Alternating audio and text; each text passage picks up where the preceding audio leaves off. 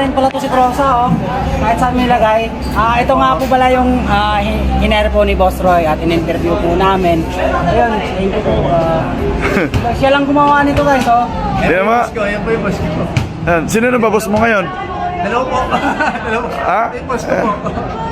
Boss Roy. Oh, yan. Ron, di ka nagkamali na kunin mo siya, Ron. Oo. Kasi transparent siya. Yun yung maganda dito. Kahit anong gawin mo, alam. Alam no? Wag lang yung transparent na foil, Ay, ha? wag yun. Papakulong ko talaga kayo. Yan. Siya ang may gawa niyan. Oh, Ron, yung sabi mo. Crosa, mag-ingat ka. Baka maano ka. Baka maano. Baka makuryente ka. Wala tayong Oh, pangalaw. invite mo sila, Kosa. Kosa, invite mo muna sila, Kosa, na dito sa Big Boys. Punta po kayo dito sa Big Race, dito po sa May Molino, ng Petron. Masasarap yung mga pagkain po dito. Yun. Ano masasabi mo? Pasok mo. Maraming salamat po kay Boss Roy. Tinagap niyo po ako sa trabaho.